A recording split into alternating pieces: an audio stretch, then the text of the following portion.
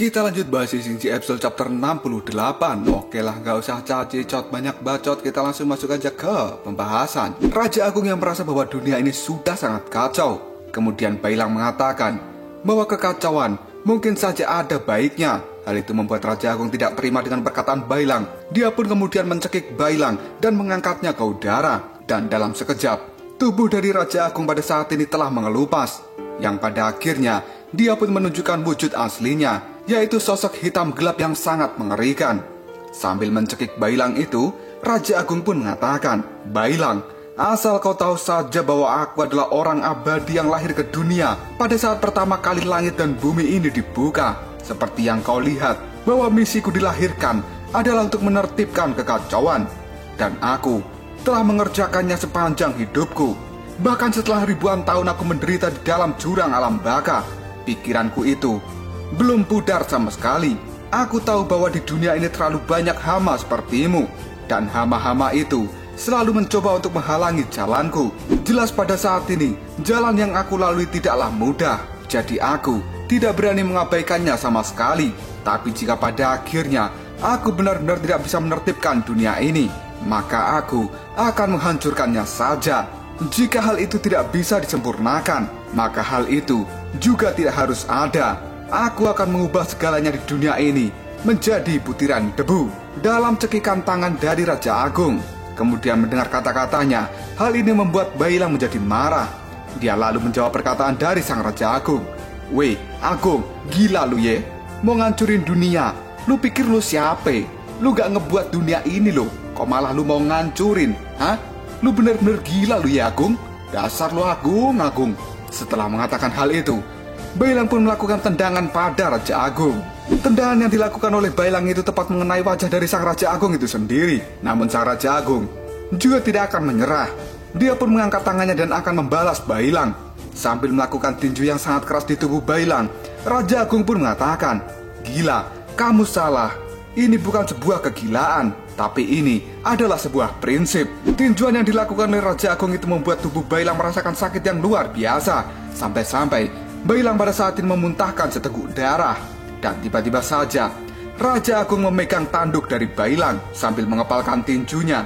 Kini Raja Agung masih mengatakan, "Bailang, serangga seperti dirimu tidak pantas berbicara di depanku. Kalian hanyalah spesies rendahan." Setelah mengatakan hal itu, Raja Agung benar-benar meninju wajah Bailang dengan sangat keras. Tinjuan yang dilakukan oleh Raja Agung membuat tubuh Bailang pada saat ini terpental cukup jauh dan menabrak buku raksasa yang terbuat dari batu. Dan setelah itu, Raja Agung pun mengatakan, "Bagaimana kalian bisa memahami aspirasi dari leluhur kalian? Karena kalian semua hanyalah sekumpulan sampah." Tinjuan Raja Agung itu benar-benar kuat, karena pada saat ini tubuh dari Bailang itu sendiri sampai membuat buku batu raksasa patah dalam sekejap. Dan Bailang merasa sakit yang luar biasa. Namun Raja Agung tidak berhenti sampai di situ. Dirinya pun kembali melesat dan melakukan pukulan pada Bailang. Namun pada akhirnya Bailang bisa menghindari pukulan tersebut. Dan kini Bailang pun menjauh dari Raja Agung. Sambil terus melihat Raja Agung dengan tatapan mata yang tajam, Bailang mengatakan, "Raja Agung, pada saat ini aku telah berada di dalam dunia batinmu, dan kamu telah mengungkapkan isi hatimu yang sebenarnya. Selama ini dirimu terus mengatakan bahwa kamu adalah orang yang sangat baik. Namun kenyataannya, selama ada seseorang yang bertentangan dengan keinginanmu, dan dunia ini tidak berkembang sesuai dengan cita-citamu, maka kamu lebih memilih untuk menghancurkan dunia ini. Apakah hal itu bisa disebut dengan orang yang baik? Kamu benar-benar orang yang sangat egois." Mendengar ucapan dari Bailang itu, Raja Agung pun menjawabnya, "Kamu benar-benar tidak mengerti apapun, karena sebenarnya dunia ini berjalan dan memiliki dua arah. Aku bekerja dengan sangat keras untuk dunia, tetapi pada akhirnya jika mereka mengecewakan diriku, maka mereka juga harus membayar harganya. Dan itu adalah sesuatu yang sangat adil. Apakah kamu mengerti dengan konsep keadilan ini? Karena bagiku, sesuatu yang adil itu adalah sesuatu yang sangat hebat, dan dunia tidak boleh mengkhianatiku. Ini adalah misiku, dan ini adalah impianku. Selama ribuan tahun ini, mereka yang telah melawanku harus kubinasakan." Hal ini dikatakan oleh Raja Agung dengan penuh kemarahan. Dirinya pun berteriak-teriak tidak jelas di hadapan Bailang, karena sekarang Raja Agung benar-benar menginginkan kehancuran dari dunia ini. Tidak lama kemudian buku-buku raksasa milik Raja Agung itu terbuka dengan sendirinya. Bailang yang masih saja melihat ke arah Raja Agung, dia mengatakan dalam hati, "Sekarang aku mengerti bahwa dunia batin ini adalah apapun yang dipikirkan oleh Raja Agung. Dia adalah orang yang tidak kenal ampun. Dan ketika dia marah, dirinya akan seperti banteng yang mengamuk. Hukum yang dia ciptakan, jika hal itu tidak dilaksanakan dengan baik, maka dia akan berubah menjadi sosok yang sangat brutal. Di dalam dunia batin ini, Raja Agung selangkah lebih maju dan lebih kuat dari diriku. Dan dia bisa menggunakan dunia batin ini untuk memperkuat dirinya sendiri. Di tempat ini, dia adalah rajanya. Dan dia akan menjadi orang yang sangat mengagumkan di tempat ini. Jika seperti ini terus, maka aku dalam bahaya." Tiba-tiba saja tatapan mata dari Raja Agung menjadi sangat mengerikan. Dia kemudian mengatakan, "Bailang, jika satu hama seperti dirimu berkurang, maka diriku akan menjadi lebih sukses. Dan tempatmu adalah di dalam tempat sampah, karena kamu tidak pantas berada di tempat ini." Setelah mengatakan hal itu, Raja Agung pun melesat dengan sangat cepat ke arah Bailang dan dia memberikan pukulan sikut tepat ke arah wajah dari Bailang. Hal ini sampai membuat Bailang terlihat sangat kesakitan. Dan lagi-lagi, darah pun kembali dimuntahkan dari wajah Bailang. Namun Raja Agung tidak mau berhenti. Dirinya masih terus saja menghajar Bailang. Sampai-sampai pada saat ini tubuh Bailang dihantamkan ke batu. Yang hal itu membuat batu itu sendiri menjadi hancur lebur. Sambil melakukan hantaman itu, Raja Agung mengatakan, "Kamu adalah makhluk hidup rendahan yang bodoh. Dan kamu harus patuh padaku. Karena di tempat ini, akulah yang membuat keputusan. Yang aku inginkan hanyalah patuh. Patuh. Dan selamanya patuh padaku." Setelah mengatakan hal itu, tangan dari Raja Agung pada saat ini memberikan pukulan yang keras di wajah dari Bailang. Hal itu sampai-sampai membuat lantai batu yang ada di tempat ini hancur karena kerasnya pukulan dari sang Raja Agung. Namun Raja Agung sendiri tidak mau berhenti. Dia masih akan tetap memukuli Bailang. Dan lagi-lagi, dengan keras, wajah dari Bailang pun dihantam oleh pukulan Raja Agung. Pertarungan dahsyat yang dilakukan oleh Raja Agung dan Bailang di dalam dunia batin pada saat ini menimbulkan efek pada tubuh fisik Bailang yang berada di dalam bola hitam besar. Karena sekarang tubuh itu sendiri terlempar kemana-mana, yang pada akhirnya membuat fluktuasi energi dari bola hitam besar itu menjadi tidak beraturan. Awalnya hanya satu bola yang terlihat tidak bulat lagi. Namun pada saat ini, hampir seluruh bola hitam besar menjadi tidak bulat dan bentuknya menjadi sangat abstrak. Di sisi lain pada saat ini, tepat di antara pertarungan antara orang-orang era kebangkitan dengan para monster di dekat pohon kera raksasa, terlihatlah sebuah ledakan yang sangat banyak yang ternyata hal itu dilakukan oleh Sun Wukong. Dia pun menggunakan tongkat emasnya, memutar-mutarkan di udara dan melakukan pukulan dengan sangat brutal. Sun Wukong pun menghajar siapapun orang dari era kebangkitan yang dia temui. Dan Sun Wukong tidak akan pernah memberikan ampun pada mereka semua. Sambil melakukan pukulan itu, Sun Wukong pun berkata, "Pergilah kalian dari tempat ini, karena aku tidak punya waktu lagi berurusan dengan kalian." Orang-orang dari era kebangkitan yang terkena pukulan dari Sun Wukong, tubuh mereka pada saat ini terlempar cukup jauh. Dan setelah itu, Sun Wukong pun melihat ke arah langit. Karena sejatinya, Sun Wukong sendiri melihat ke arah bola hitam besar yang sudah tidak beraturan. Sun Wukong pun merasakan ada sesuatu yang tidak beres. Dia kemudian bergegas untuk menuju ke bola hitam besar itu. Setelah melihatnya dari jarak dekat, Sun Wukong kali ini mengatakan, "Hei, kenapa bola hitam besar itu bentuknya menjadi sangat aneh? Apakah itu disebabkan oleh Bailang yang ada di dalam sana dan berjuang dengan sangat keras?" Ketika Sun Wukong sedang mengamati bola hitam besar yang sudah tidak beraturan ini, tiba-tiba saja sebuah energi dari bola hitam besar menyambar dan mengenai tubuhnya. Dan pada saat ini, Sun Wukong pun terkurung di dalam bola hitam besar. Ternyata serangan itu dilakukan oleh salah satu orang dari era kebangkitan.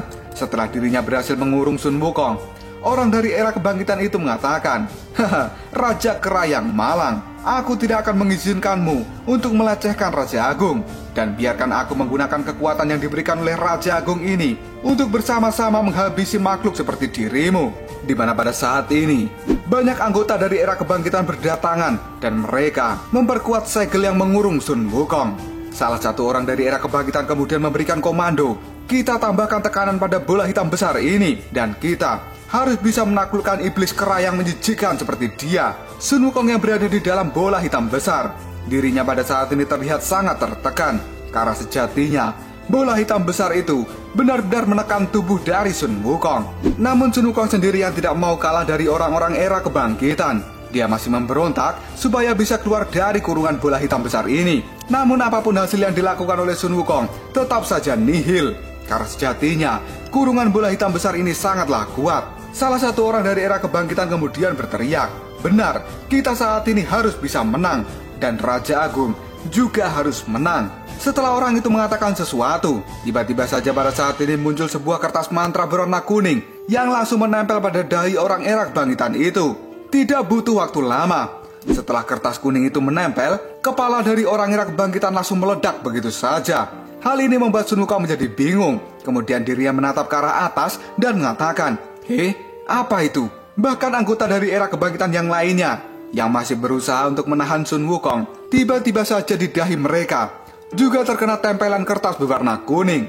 Dan sesaat kemudian tubuh mereka pun hancur lebur. Sehingga pada saat ini Sun Wukong bisa terbebas dari kurungan bola hitam besar. Tidak lama kemudian Sun Wukong pun melihat ke arah atas. Karena pada saat ini ada satu sosok yang muncul dari langit. Dan sosok itu adalah orang yang membawa kertas berwarna kuning. Sambil turun dari langit, sosok itu pun mengatakan, "Sekelompok penjahat dengan niat yang sangat jahat. Tapi mereka terus mengaku sebagai orang yang benar.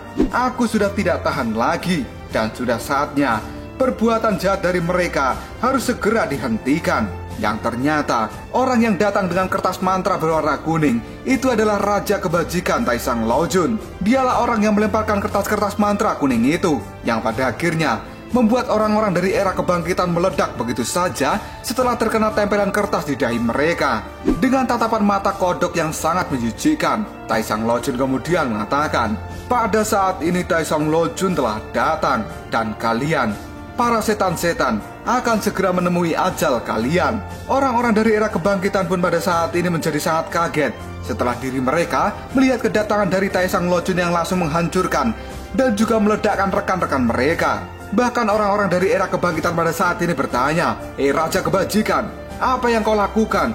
Bukankah dirimu itu berada di pihak dari Raja Agung?" Sun Wukong dengan raut wajah yang bingung, dia pada saat ini mengatakan, "Taisang Lojun, apakah kau datang kemari untuk membantu kami?" Xiao Liu yang pada saat ini sedang bertarung dengan orang dari era kebangkitan, dia juga menoleh pada Raja Kebajikan yang baru saja datang. Dan Xiao Liu kini mengatakan, ternyata salah satu dari 3 leluhur dewa, dan dia adalah Raja Kebajikan ya. Gibbon yang pada saat ini melihat kedatangan dari Raja Kebajikan, wajahnya terlihat sangat geram dan dia mengatakan, bukankah orang itu adalah rekan dari Raja Agung?"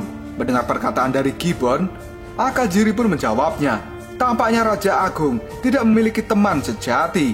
Di sisi lain, adik Liu Somei dan juga Rubah Ekor 9 pada saat ini juga masih bertarung dengan orang-orang dari era kebangkitan. Namun setelah kedatangan dari Raja Kebajikan, Rubah Ekor 9 pun mengatakan, bukankah itu adalah seorang dewa?" Mendengar ucapan dari Rubah Ekor 9, hal ini membuat adik Liu menjadi sangat terkejut, kemudian mengatakan, Dewa? Bukankah mereka semua telah menghilang?" Raja Tiwa yang sambil memegang pedangnya, dia pada saat ini juga mengatakan, bukankah itu adalah Raja Kebajikan? Dan selama ini, dia adalah orang yang terkenal sebagai orang yang netral. Ratu Xiaobei pada saat ini juga terlihat sangat terkejut. Kemudian dia berkata, Netral? Bukankah orang itu adalah orang yang mendukung reformasi kebangkitan? Bahkan Putri Tenggara Putih yang melihat kedatangan dari Raja Kebajikan, dirinya pada saat ini juga berkomentar, apakah Raja Kebajikan telah berubah pikiran lagi? Sedangkan Baisi kini juga berkata, sepertinya ini akan menjadi sesuatu yang menarik. Di sisi lain, orang-orang dari era kebangkitan merasa sangat frustasi karena kedatangan dari Raja Kebajikan ini ternyata adalah untuk membantu kelompok dari Sun Wukong. Dan orang-orang era kebangkitan itu mengatakan, bagaimana ini bisa terjadi? Raja Kebajikan, kamu telah mengkhianati Raja Agung, dan kamu sama saja juga mengkhianati keyakinan kami. Mendengar ucapan dari orang-orang era kebangkitan itu, kini Raja Kebajikan pun menjawabnya, berkhianat? Itu adalah sesuatu yang sangat konyol. Asal kalian tahu, aku ini adalah dewa, dan aku adalah salah satu dari 3 dewa kuno. Kemunculanku adalah untuk mendukung keadilan yang sejati. Raja Kebajikan kemudian melirik ke arah salah satu dari orang era kebangkitan, dan dia berkata, ternyata dia di sini. Yang ternyata orang yang dilirik oleh Raja Kebajikan itu adalah Buddha alis kuning yang pada zaman dulu pernah bertemu dengan Raja Kebajikan di Istana Surga, yang kemudian diberikan kesempatan untuk hidup oleh Raja Kebajikan itu sendiri. Melihat kemunculan dari Raja Kebajikan di tempat ini, Buddha alis kuning pun tersenyum dan kemudian dia mengatakan, "Hehe, rencana kita siap untuk dimulai." Setelah mengatakan hal itu, Buddha alis kuning pun tersenyum dan dia pada saat ini memberikan energi pada bola hitam kecil yang ada di hadapannya. Kemudian Buddha alis kuning pun mengatakan, "Mata kebangkitan, aku menyuruh kalian semua untuk memberikan siaran langsung bagi orang-orang yang ada di dunia ini. Karena sekarang Raja Kebajikan akan mengatakan sesuatu." Orang-orang di seluruh dunia pun pada saat ini melihat ke arah langit, karena di sana mata kebangkitan telah menembakkan energi dan membuat sebuah layar raksasa. Semua orang yang melihat hal ini kemudian mengatakan, "Hei, apakah itu adalah dewa?" Bahkan rakyat naga juga sangat terkejut ketika diri mereka melihat Raja Kebajikan. Aosway sendiri juga terlihat sangat kaget dan dia berkata dengan lirih, "Raja Kebajikan, dia adalah orang yang terkenal dengan nilai-nilai kebajikannya, dan pada saat ini dia telah memutuskan untuk keluar dari kerajaan dinasti Tang." Raja Tang Taisong pun juga melihat kedatangan dari Raja Kebajikan itu, karena pada saat ini seluruh mata kebangkitan telah menyiarkan siaran langsung, dan Raja Kebajikan telah datang ke tempat ini. Dirinya kemudian mengangkat kipas yang ada di tangannya dan mengatakan, "Hai kalian semua, dengarkan aku. Kalian pada saat ini telah menjadi makhluk yang sangat menderita sejak kelahiran Raja Agung dan juga para murid-muridnya. Bukankah kalian telah melihat sebuah penyimpangan yang telah dilakukan oleh Raja Agung dan orang-orang dari era kebangkitan? Mereka semua menggunakan trik untuk mengusir para dewa dari dunia ini, dan kemudian mereka semua berusaha untuk menggantikan posisi dari para dewa itu. Dan apa yang kukatakan ini adalah sebuah kebenaran. Aku tekankan bahwa orang-orang dari era kebangkitan itu tidak akan pernah berhasil. Mereka tidak akan pernah bisa menggantikan status dari para dewa. Dan pada saat ini, para dewa yang menghilang akan segera kembali, karena aku telah mencoba mencari cara untuk mengembalikan mereka semua ke dunia ini." Mendengar ucapan dari Raja Kebajikan, Sun Wukong pun menjadi bingung apa yang dikatakan oleh Raja Kebajikan itu sebuah kebenaran atau hanya trik saja. Orang-orang dari era kebangkitan pada saat ini melihat ke arah Raja Kebajikan dan mereka berteriak, "Raja Kebajikan, kamu adalah jabingan yang telah bermain-main dengan kami semua.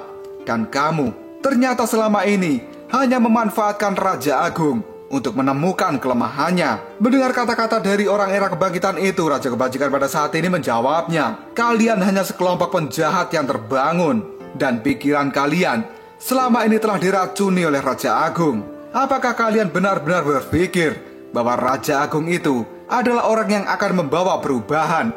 Dan apakah kalian juga berpikir bahwa Raja Agung adalah seorang penyelamat?" Setelah mengatakan hal itu, Raja Kebajikan pun memanggil para murid-muridnya, di mana 4 murid yang telah dia latih pada saat ini juga telah datang ke medan pertarungan, dan kemudian memberikan perintah untuk menyadarkan semua orang era kebangkitan itu, karena pikiran mereka selama ini telah tercuci oleh Raja Agung. Tidak lama kemudian, keempat murid Raja Kebajikan pun mengeluarkan kertas mantra berwarna kuning, dan mereka kali ini mengatakan, seluruh orang jahat dari era kebangkitan, mereka harus dimurnikan dengan jimat ini.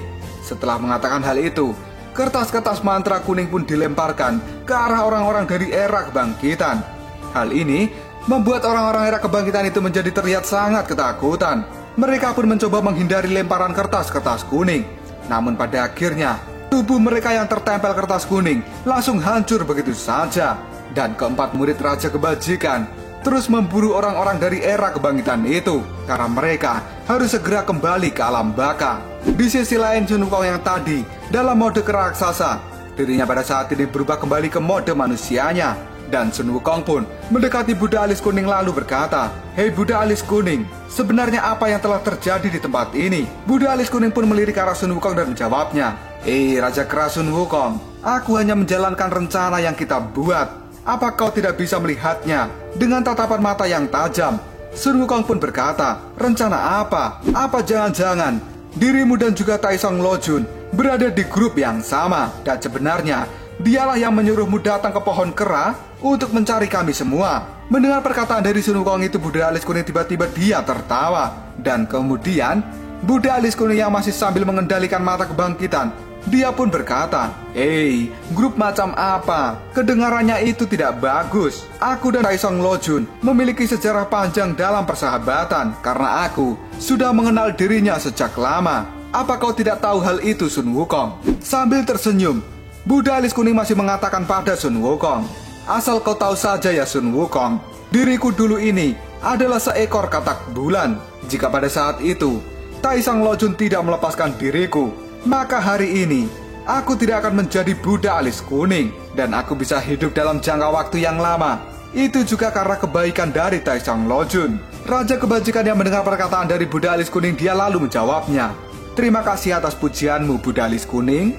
Dan pada saat ini, Raja kebajikan pun menoleh ke arah Sun Wukong lalu berkata, "Sun Wukong, apa yang kamu katakan adalah sesuatu yang benar.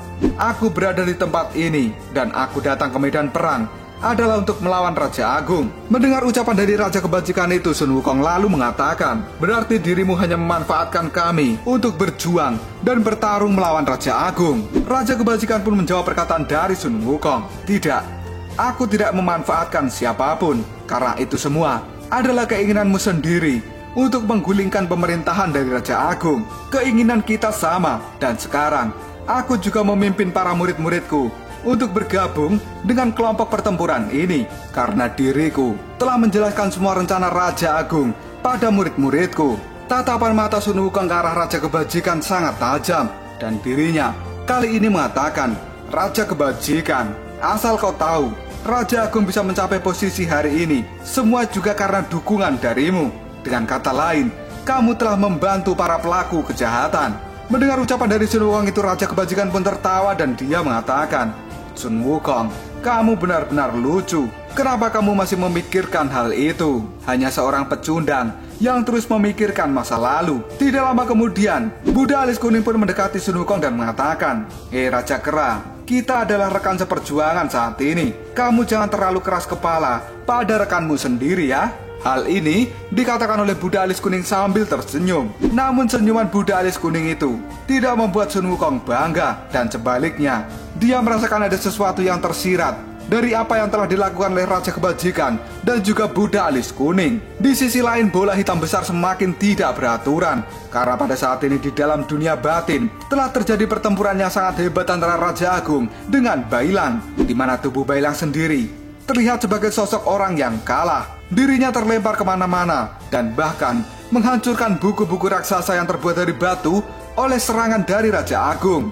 Melihat Bailang sudah kewalahan, Raja Agung masih tidak akan membiarkan Bailang bersantai.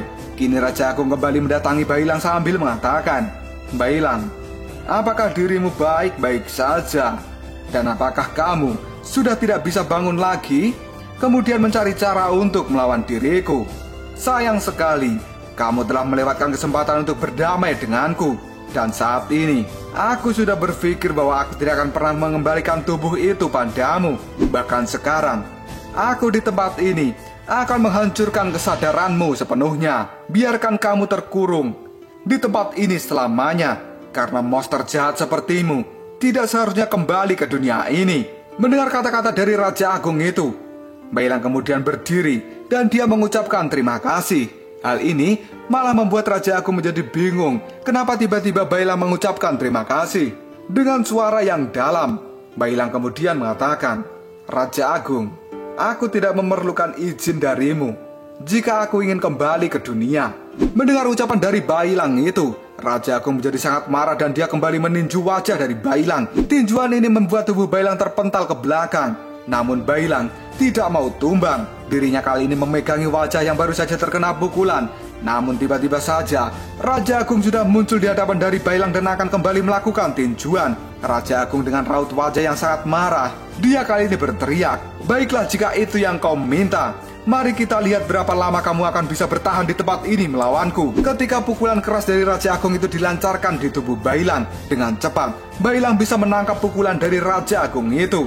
Hal ini membuat Raja Agung sangat terkejut karena Bailang bisa menahan pukulannya. Dan sambil memegang tangan dari Raja Agung, Bailang pun berkata, "Raja Agung, pada akhirnya aku melihat semuanya. Dunia batinmu ini adalah sesuatu yang sangat membosankan.